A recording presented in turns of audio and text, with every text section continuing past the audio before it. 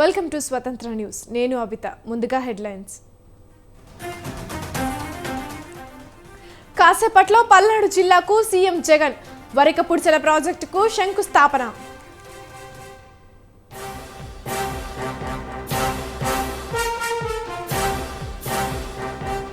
ఖమ్మంలో పోటీ అభివృద్ధికి అహంకారానికి మధ్య యుద్ధం.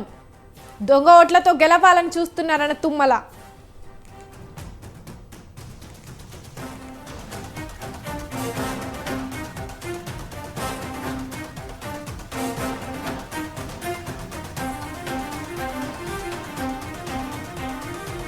నిర్మల్ జిల్లా వాటోలి గ్రామంలో ఉద్రిక్తత. బీఆర్ఎస్ అభ్యర్థిని అడ్డుకున్న గ్రామస్తులు, తోపులాట.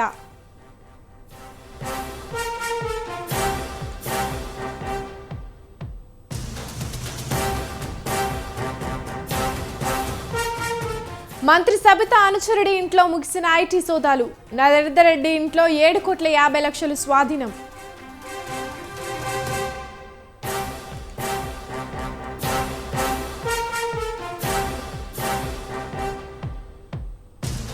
వికారాబాద్ జిల్లాలో చిరుతపులి కలకలం. అనంతగిరి అడవుల్లో సంచరిస్తున్న చిరుత.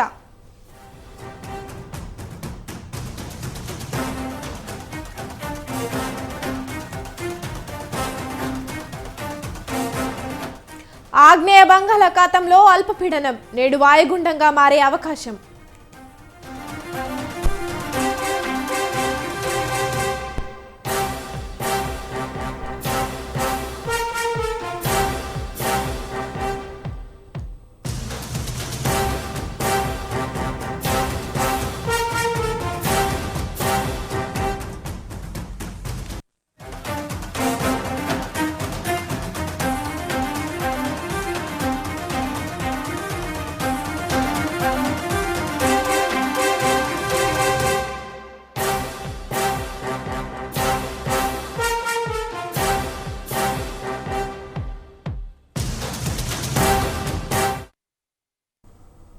నిర్మల్ జిల్లా లోకేశ్వరం మండలం వాటోలి గ్రామంలో ఉద్రిక్తత నెలకొంది.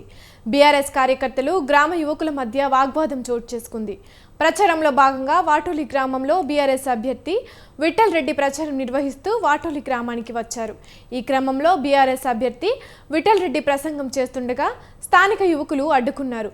10 ఏళ్లుగా తమ ఊరు గుర్తుకు రాలేదా అంటూ నిలదీశారు. గ్రామంలో అభివృద్ధి కాలేదని నిరసన చేశారు. దాంతో స్థానిక మహిళలపై బీఆర్ఎస్ కార్యకర్తలు ఫైర్ అయ్యారు. ఈ క్రమంలో గ్రామస్తులు, బీఆర్ఎస్ కార్యకర్తలకు తోపులాట చోటు చేసుకుంది.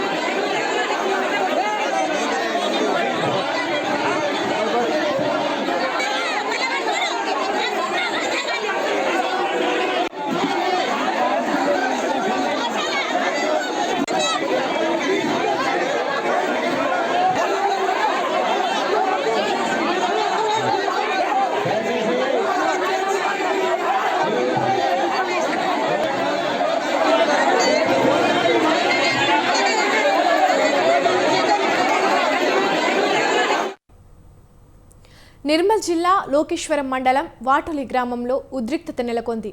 బీఆర్ఎస్ కార్యకర్తలు, గ్రామ యువకుల మధ్య వాగ్వాదం చోటు చేసుకుంది. ప్రచారంలో భాగంగా వాటోలి గ్రామంలో బీఆర్ఎస్ అభ్యర్థి విఠల్ రెడ్డి ప్రచారం నిర్వహిస్తూ వాటోలికి గ్రామానికి వచ్చారు. ఈ క్రమంలో బీఆర్ఎస్ అభ్యర్థి విఠల్ రెడ్డి ప్రసంగం చేస్తుండగా స్థానిక యువకులు అడ్డుకున్నారు. 10 ఏళ్లుగా తమ ఊరు గుర్తుకు రాలేదా అంటూ నిలదీశారు. గ్రామంలో అభివృద్ధి కాలేదని నిరసన వ్యక్తం చేశారు.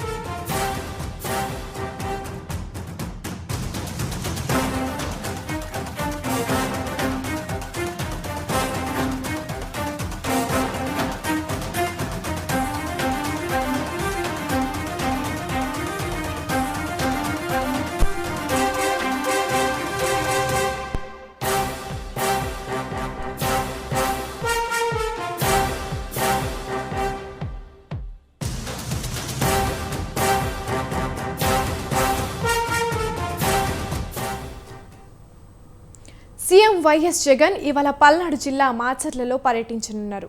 పల్నాడు ప్రజల 6 దశాబ్దాల స్వప్నమైన ప్రభుత్వం ప్రతిష్టాత్మకంగా భావిస్తున్న వరకపుడిసెల ప్రాజెక్టుకు సీఎం జగన్ శంకుస్థాపన చేయనున్నారు.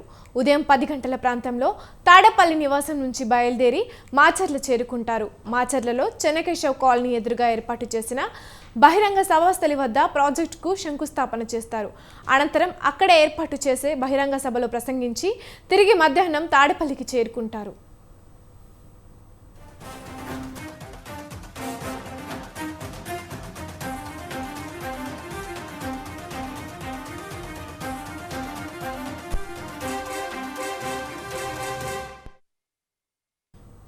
పల్నాడు, ప్రకాశం జిల్లాల ప్రజల చిరకాల వాంఛను నెరవేరుస్తూ వైఎస్ఆర్ పల్నాడు కరువు నివారణ పథకం కింద 340 కోట్ల వ్యయంతో చేపట్టనున్న వరకపుడిసెల ఎత్తిపోతల పథకానికి కీలక అటవీ, పర్యావరణతో పాటు అన్ని అనుమతులు సాధించి నేడు పనులకు శ్రీకారం చుట్టనున్నారు సీఎం జగన్. వెల్దుర్తి, ఉప్పలపాడు, గొట్టిపాల్ల, సిరిగిరిపాడు, బొదిలవీడు, గంగలకుంట, కండ్లకుంట గ్రామాల పరిధిలో 24,900 ఎకరాల ఆయకట్టుకు సాగునీరు, 20,000 మంది జనాభాకు తాగునీరు అందించనున్నారు.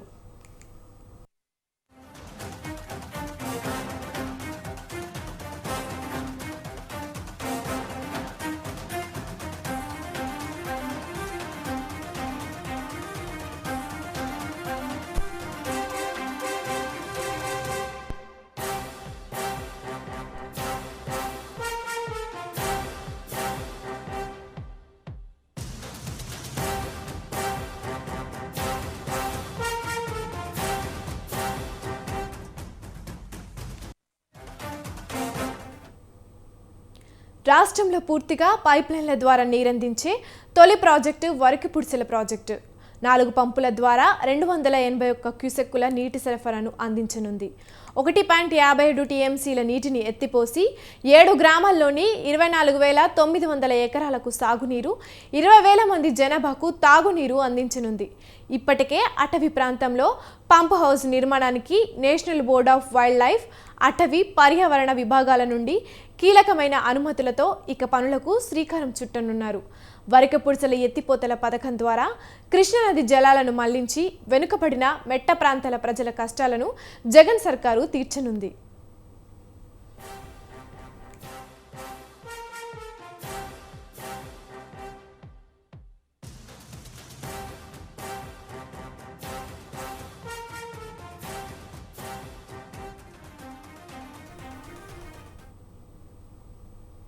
వైఎస్ఆర్సీపీ ఇవాల్టి నుంచి సామాజిక సాధికార యాత్ర 2వ దశ ప్రారంభం కానుంది.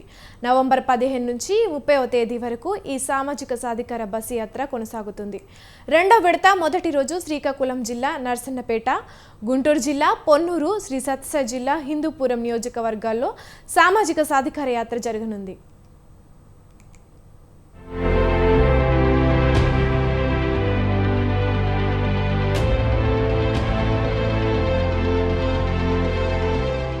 నాలుగున్నరేళ్లలో ఎస్సీ, ఎస్టీ, బీసీ, మైనారిటీల అభివృద్ధి సంక్షేమం కోసం వైసీపీ ప్రభుత్వం చేపట్టిన కార్యక్రమాలను ప్రజలకు వివరించేందుకు సామాజిక సాధికార యాత్ర పేరుతో బస్ యాత్ర చేపట్టింది వైసీపీ. సామాజిక సాధికార యాత్ర మొదటి దశ విజయవంతమైంది. రాష్ట్ర వ్యాప్తంగా 23 జిల్లాల్లోని 35 నియోజకవర్గాల్లో సామాజిక సాధికార యాత్ర పూర్తయింది. 4.5 4.69 లక్షల రూపాయల కోట్లను వివిధ రూపాల్లో పేదల అభివృద్ధి, ఆర్థిక స్వావలంబన కోసం ప్రభుత్వం ఖర్చు చేసింది. దీంతో పాటు రాష్ట్రాల అభివృద్ధికి ప్రామాణికంగా నిలిచే జీఎస్టీపీ వడ్డీ రేటులో నెంబర్ 1గా నిలిచింది. రాష్ట్ర ప్రజల తలసరి ఆదాయ వృద్ధిలో గత ప్రభుత్వం కంటే మెరుగ్గా 17వ స్థానం నుంచి 9వ స్థానానికి చేరిన అంశాలను సామాజిక సాధికార యాత్ర ప్రజల్లోకి తీసుకెళ్లింది వైసీపీ.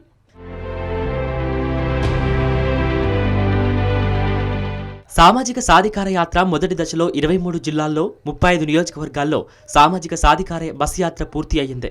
సామాజిక సాధికార యాత్ర 2వ దశ తొలి రోజు శ్రీకాకుళం జిల్లా నరసన్నపేట, గుంటూరు జిల్లా పొన్నూరు, శ్రీ సత్యసాయి జిల్లా హిందూపురం నియోజకవర్గాల్లో ప్రారంభం కానుంది. 2వ దశలో మొత్తం 39 నియోజకవర్గాల్లో ఈ యాత్ర కొనసాగనుంది.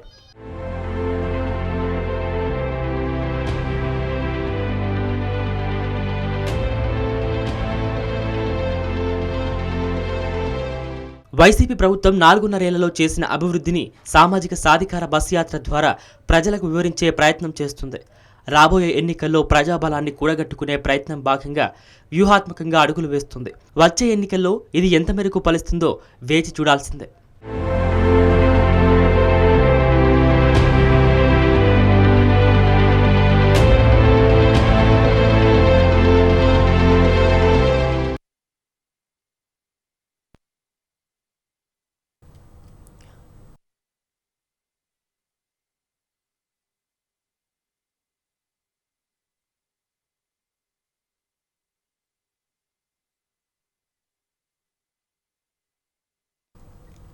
వైవి సుబ్బారెడ్డి మాట్లాడుతున్నారు, లైవ్లో చూద్దాం. పాల్గొని ఈ సభలను విజయవంతం చేసే విధంగా చూడాల్సిందిగా కోరుతూ ఉన్నాం. ఎందుకంటే ఇందులో జగన్ గారు, గౌరవ ముఖ్యమంత్రి గారు జగన్మోహన్ రెడ్డి గారు గత 4 సంవత్సరాల 7 మాసాల్లో ఏ విధంగా మార్పు తీసుకొచ్చారు, ఏ విధంగా అనే అంశం ప్రధానంగా బీసీలకి, ఎస్సీలకి, మైనారిటీలకి, దళితులకి మేలు చేయటమే కాకుండా ఏ విధంగా సమాజంలో జగన్మోహన్ రెడ్డి గారు ముఖ్యమంత్రి కాకముందు ఏ విధమైన పరిస్థితులు ఉన్నాయి, మరీ ముఖ్యంగా విద్యా వైద్య రంగాల్లో ఏ విధంగా మార్పులు తీసుకురావడం జరిగింది, ఏ విధంగా అభివృద్ధి కార్యక్రమాలు చేసి కింద స్థాయి నుంచి ప్రజలందరికీ మేలు జరిగే విధంగా మార్పులు చేయటం జరిగింది అనే అంశము, ఏ విధంగా రాబోయే రోజుల్లో ప్రతిపక్ష పార్టీలు 2 పార్టీలు 3 పార్టీలు కలిసి వచ్చి మన మీద దుష్ప్రచారం చేసే కార్యక్రమం చేస్తున్నారు, అవన్నీ కూడా తెలియజేసే కార్యక్రమం ఉంటుంది. కాబట్టి ప్రజలందరూ ఈ సామాజిక సాధికారిక బస్సు యాత్రలో పాల్గొని పెద్ద ఎత్తున విజయవంతం చేయాలని చెప్పి మరొకసారి మీ ద్వారా నేను తెలియజేసుకుంటున్నాను.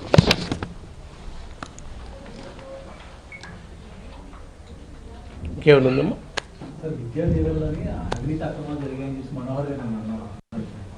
ఆధారాలు చూపమండి. ఊరక ఏదో చినిగిపోయిన బ్యాగ్ అని క్వాలిటీ లేదని మేము కూడా ఈ కార్యక్రమం ద్వారా, ఈ సామాజిక సాధికారిక యాత్ర ద్వారా మీరు కూడా వస్తున్నారు, చాలా కార్యక్రమంలో మీరు కూడా పాల్గొన్నారు. మేము కూడా పోయి చూసాం ఆ స్కూల్స్లో ఏ విధంగా మార్పులు చేస్తున్నారు, ఏ విధంగా బ్యాగ్స్ వాడుతున్నారు, అవి కూడా చూసాం. మాకు ఎక్కడ కనిపించలేదు అందులో నాసిరకం బ్యాగ్. ఎక్కడున్నా 1 ఉందని చెప్పి దాన్ని నాసిరకం బ్యాగ్ కానీ దాంట్లో అవినీతి జరిగిందని ఆ కంపెనీ సప్లై చేసిన company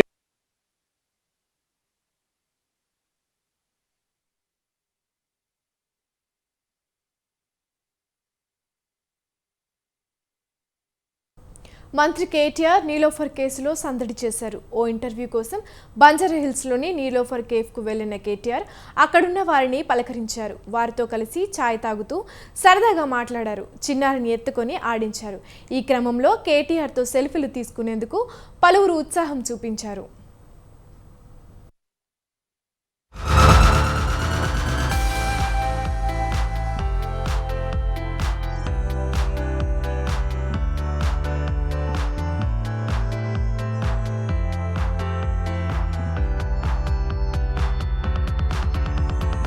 Never change. Sweet. Hi. Thumbs up. My daughter has a classmate called Rama. आप जाएंगे? मैं भी आ रहा हूँ. Good luck, sir.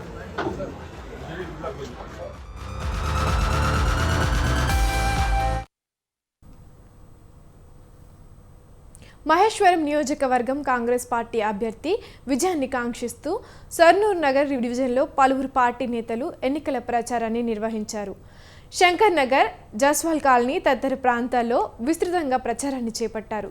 Party senior నేత దీపా భాస్కర్ రెడ్డితో పాటు ఇమ్రాన్ అలీ, ధనరాజ్ గౌడ్ తదితరులు మాట్లాడుతూ పార్టీ పట్ల ప్రజల నుండి విశేష స్పందన లభిస్తోందన్నారు. మంత్రి సవితా ఇంద్రారెడ్డి పాలన తీరును దుయ్యబట్టారు. అభివృద్ధి పరంగా నియోజకవర్గాన్ని గాలికి వదిలేశారన్నారు. చేస్తూ ఉంటే చాలామంది అమ్మలు, అక్కలు, చెల్లెళ్ళు, అన్నలు, పెద్దలు అందరూ కూడా తప్పకుండా కాంగ్రెస్ పార్టీకి ఓటేస్తామని చెప్పడం జరుగుతుంది. ఎందుకంటే గతంలో సబితా ఇంద్రారెడ్డి గారు 2 పర్యాలు ఇక్కడ మంత్రిగా ఉన్నారు, ఎక్కడ కూడా అభివృద్ధి చేయలేదు. మనం వెనుక ఉన్న మహిళా బిల్డింగ్ చూస్తే చాలాసార్లు ధర్నాలు చేశాము, రస్తారోకాలు చేశాము. ఈ మహిళా బిల్డింగ్ కూల్చి కొత్తది కట్టమని చెప్పేసి ఎన్నోసార్లు కూడా చెప్తే కూడా ఆమె పట్టించుకున్న పాపాన అవ్వలేదు. ఇలా భగత్ సింగ్ కాలనీ ఉన్న ప్రజలందరూ కూడా మైనార్టీ సోదరులు అందరి మంది కూడా తప్పకుండా కాంగ్రెస్ పార్టీకి ఓటేసి విజయం సాధిస్తామని చెప్పేసి వాళ్ళంతలో వాళ్ళే స్వచ్ఛందంగా బయటకు వచ్చి ఈరోజు చెప్తా ఉన్నారు. ఏదేమైనప్పటికీ కూడా మహేశ్వరం నియోజకవర్గంలో కాంగ్రెస్ పార్టీ జెండా ఎగరేస్తామని చెప్పేసి ఈ సభాముఖంగా నేను తెలియజేస్తా ఉన్నాను. మేము ప్రచారం చేస్తూ ఉంటే చాలామంది అమ్మలు, అక్కలు, చెల్లెళ్ళు, అన్నలు, పెద్దలు అందరూ కూడా తప్పకుండా కాంగ్రెస్ పార్టీకి ఓటేస్తామని. మల్కాజ్గిరి నియోజకవర్గంలో పిట్ల శ్రీనివాస్, పిట్ల సాయి ఆధ్వర్యంలో వివిధ పార్టీలకు చెందిన వందలాది మంది యువత కాంగ్రెస్ పార్టీలో చేరారు. పార్టీలోకి సాదరంగా స్వాగతం పలికిన మల్కాజ్గిరి కాంగ్రెస్ పార్టీ ఎమ్మెల్యే అభ్యర్థి మైనంపల్లి హనుమంతరావు వారందరికీ పార్టీ కండువాలు కప్పారు. ఈ సందర్భంగా యువత మాట్లాడుతూ మైనంపల్లి విజయమే తమ లక్ష్యంగా పేర్కొన్నారు. భారీ మెజార్టీతో విజయాన్ని సాధిస్తామని ధీమా వ్యక్తం చేశారు. 15 రోజులు మీరు అడగకండి నా మీద. 15 రోజుల తర్వాత ఇక మిగతా సమయం అంతా అడగండి. అడిగిన తెలిస్తే 15 నిమిషాల్లో ఇంటికి అడుగుతాం. ఎక్స్క్యూజ్ చేయాలి. మరి ఇంకోటి ముఖ్యంగా గమనించాలి ఏంటంటే, నాకు 5 సంవత్సరాల నేను ఎమ్మెల్యే 5 సంవత్సరాలు అయినప్పటికీ నాకు పూర్తిగా మరి జైలుకి 3 సంవత్సరాలు పోయింది. ఎందుకంటే 2 సంవత్సరాలు కరోనాతో పోయింది. కోవిడ్ టైంలో మన ఫండ్స్ కానీ వర్క్స్ కానీ ఏం కాలేదు. అయినా కూడా నా సత్తాతో 3 సంవత్సరాల్లో ఈ 30-40 సంవత్సరాల చేయని పనులను చేశానని చెప్పి కూడా మీకు ఈ సందర్భంగా తెలియజేస్తాను. గతంలో ఎప్పుడు లేకుండే వైట్ టాపింగ్ రోడ్లు, మౌలారీ కమాన్, అదేవిధంగా ఆయుబి ఇవన్నీ కూడా నాకైనాయని చెప్పి కూడా ఈ సందర్భంగా తెలియజేస్తా ఉన్నా. మనకి సమయం తక్కువ 15 రోజులు. హైదరాబాద్ పాత బస్తీ చంద్రయ్యనగుట్ట నియోజకవర్గంలో ఏఎంఐ పార్టీ అభ్యర్థి అక్బరుద్దీన్ ఓవైసీ ఎన్నికల ప్రచారం నిర్వహించారు. నియోజకవర్గంలోని హషమాబాద్, జహంగీర్ నగర్ తదితర ప్రాంతాల్లో పాదయాత్ర చేశారు. ఓటర్లను కలుస్తూ ఏఎంఐఎం పార్టీకి ఓటు వేయాలంటూ అభ్యర్థించారు. స్థానికులు అక్బరుద్దీన్ ఓవైసీకి ఘన స్వాగతం పలికారు.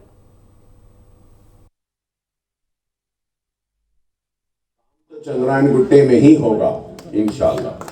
तो मैं यहाँ की ख़वातीन, यहाँ के बुजुर्ग, यहाँ के नौजवानों को ये तयख़ुन देता हूँ, अपनी तरफ से ज़बान देता हूँ कि जो भी काम होना है आपकी मंजूरी से होगा। आप मंजूर नहीं करेंगे तो नहीं होगा। मुतमईन काम तो चंद्रायनगुट्टे में ही होगा इंशाअल्लाह।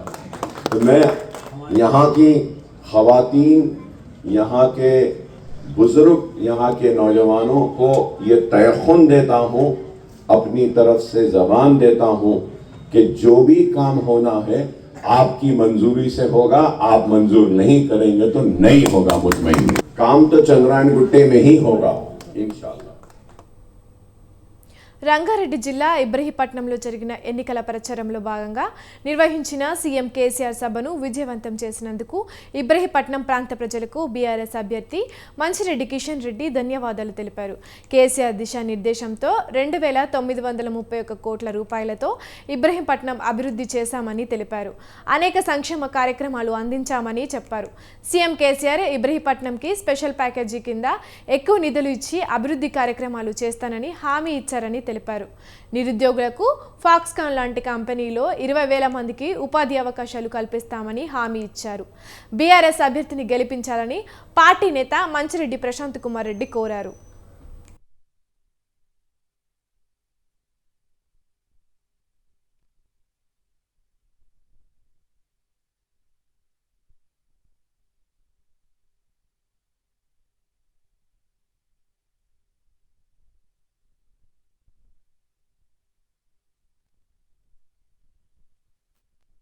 ముఖ్యమంత్రి కేసీఆర్ గారిని చూడడానికి, అదేవిధంగా వారి ప్రసంగం వినడానికి, వారు ఇచ్చే సందేశం గురించి ప్రజలందరూ కూడా పెద్ద ఎత్తున వేలాదిగా దాదాపు 60,000 మంది జనాభా ఈ రోజు ఈ సభకు హాజరు కావడం జరిగింది.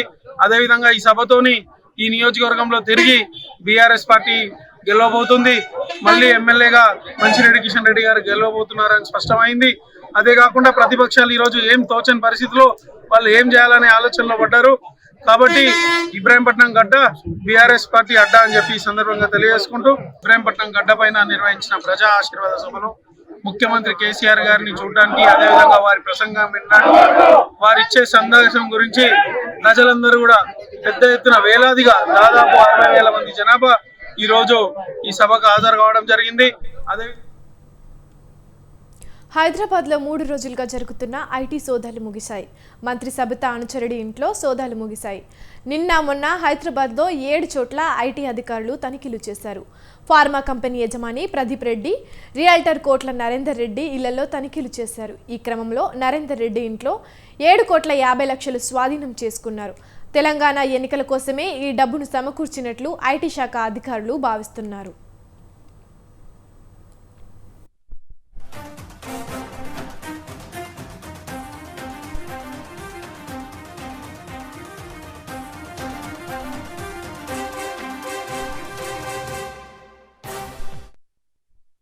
సోమవారం నుంచి హైదరాబాద్లో సోదాలు చేస్తున్నారు ఐటీ అధికారులు. సోమవారం తెల్లవారుజాము నుంచే నగరంలో ఏకకాలంలో ఫార్మా కంపెనీ యజమాని, అతని సిబ్బంది ఇళ్లలో తనిఖీలు నిర్వహించారు. గచ్చిబౌలిలోని మంత్రి సబితా ఇంద్రారెడ్డి బంధువు ప్రదీప్ రెడ్డి ఇంటితో పాటు కంపెనీ డైరెక్టర్లు, సిబ్బంది ఇళ్లలో సోదాలు చేశారు. 3 రోజులుగా వారి ఇళ్లలో సాగిన దాడులు ఇవాళ ముగిశాయి.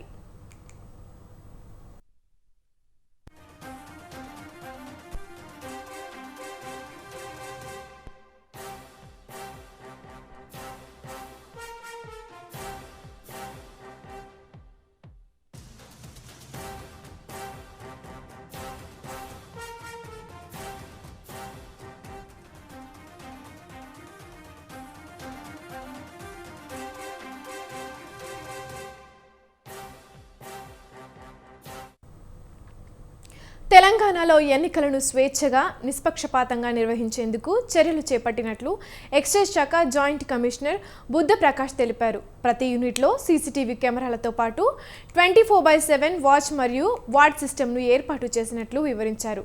రాష్ట్రంలోని డిస్టిలరీ తనిఖీ చేయడానికి 10 బృందాలు ఏర్పాటు చేసినట్లు తెలిపారు. నాంపల్లిలోని ఎక్సైజ్ కార్యాలయం కమాండ్ కంట్రోల్ సెంటర్ ద్వారా పర్యవేక్షణ ఉంటుందన్నారు. ప్రజా ఆశీర్వాదం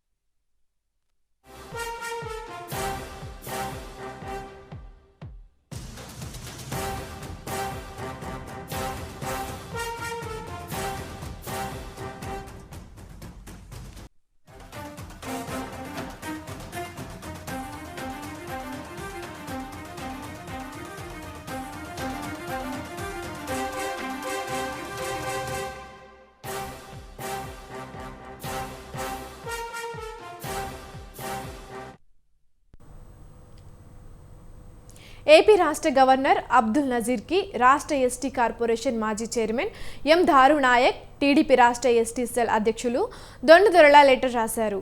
రాష్ట్రంలో గత 4.5 ఏళ్లుగా గిరిజనులపై దాడులు, హత్యలు, అత్యాచారాలు పెరిగిపోతున్నాయన్నారు. రాష్ట్రంలో అనేక గ్రామాలలో విద్య, ఉద్యోగ, ఉపాధి అవకాశాలు లేక గిరిజనులు పక్క రాష్ట్రాలకు వలసలు పోతున్నారంటూ పేర్కొన్నారు. గిరిజనులపై జరిగిన కొన్ని దాడుల వివరాలను ఆ లెటర్లో పేర్కొన్నారు.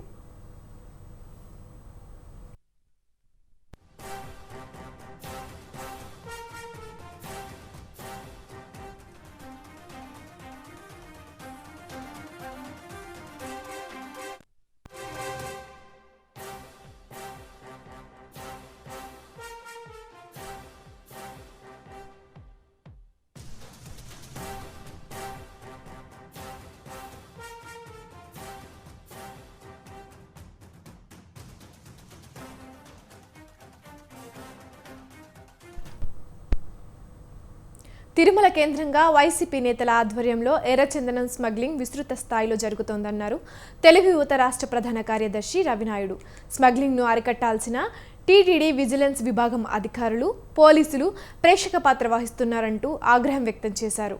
రాయలసీమ నుండి పోటీకి దిగనున్న అధికార పార్టీ వైసీపీ అభ్యర్థుల విజయానికి స్మగ్లింగ్ ద్వారా వచ్చిన నగదును వాడాలని వైసీపీ అగ్రనాయకత్వం చూస్తోందని ఆరోపించారు సీఎం జగన్. మంత్రి పెద్దిరెడ్డి అండదండలతో స్మగ్లింగ్ ముఠా రెచ్చిపోతుందన్నారు రవినాయుడు.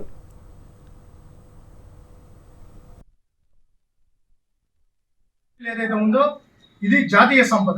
ఈ జాతీయ సంపదగా గుర్తించే విధంగా ఆ రోజు చంద్రబాబు నాయుడు గారు దీని మీద దేశ స్థాయిలో చర్చ పెట్టి దీనికి స్పెషల్ టాస్క్ ఫోర్స్ ఏర్పాటు చేసి ఒక ఐజీ, డిఐజీ క్యాడర్ అధికారిని తిరుపతిలో పెట్టి ఒక టీంని ఏర్పాటు చేసి ఎక్కడికక్కడ చెక్ పోస్టులు పెట్టి ఈ రెడ్ శాండిల్ సంపద అనేది ఇది జాతి సంపద, ఇక్కడి సంపద, దీన్ని ఎక్కడికి తరలించేదానికి లేదు, ఇది ఇక్కడే ఉండాలి. దాంతో పాటు ఇది మనం ఈ సంపదను అమ్మిన తర్వాత ఈ ప్రాంత ప్రజలకు కానీ ఈ రాష్ట్ర ప్రజలకు ఉపయోగపడేలాగా ఉండాలి. ఆ సంపదను వేరే వాళ్ళు దోచుకోవడానికి లేదని ఆ రోజు చంద్రబాబు నాయుడు గారు దీని మీద ఒక స్పెషల్ టీం ఏర్పాటు చేయడం జరిగింది. దాని తర్వాత ఇక్కడ ఏదైతే దొరికిందో వాటిని టెండర్ కాల్ఫర్ చేసి దాన్ని అమ్మడానికి కూడా ముందుకు రావడం జరిగింది. అయితే ఇది ఇంతకుముందు మా పార్లమెంట్ అధ్యక్షులు ఆర్సీఎం గారు చెప్పినట్టు ఇది red sandal smuggling party YSRCP అంటే. రెడ్ శాండిల్ ని స్మగ్లింగ్ చేసి సంపాదించి ఆ సంపదతో ఇక్కడ ఎమ్మెల్యేలుగా గెలుపొందేలానికి ఆ సంపద అంతా ఉపయోగించడం జరిగింది. రెడ్ శాండిల్ ఏదైతే ఉందో ఇది జాతీయ సంపద. వికారాబాద్ జిల్లా పరిగి ప్రభుత్వ ఆసుపత్రి వీకెండ్లో అసాంఘిక కార్యకలాపాలకు అడ్డగా మారింది. డ్యూటీ డాక్టర్ రూమ్లో అపరిచిత యువతులు రాత్రి వేళలో మకాం వేసి అసాంఘిక కార్యకలాపాలకు పాల్పడుతున్నారు. వీకెండ్ వచ్చిందంటే చాలు ప్రభుత్వ ఆసుపత్రి డాక్టర్ రూమ్లో కొన్ని రోజులుగా ఈ తతంగం కొనసాగుతోంది.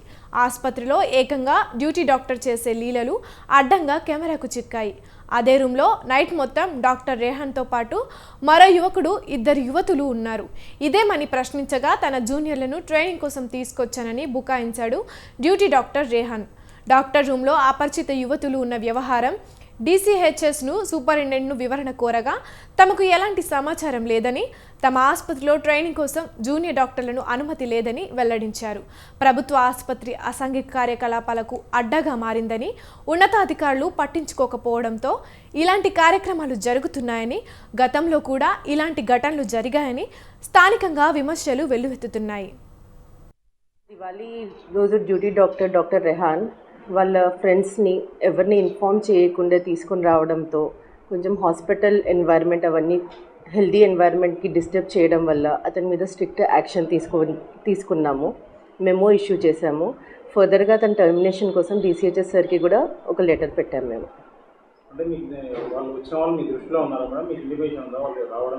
వాళ్ళు వస్తున్నారని మాకు ఎవ్వరికీ తెలీదు.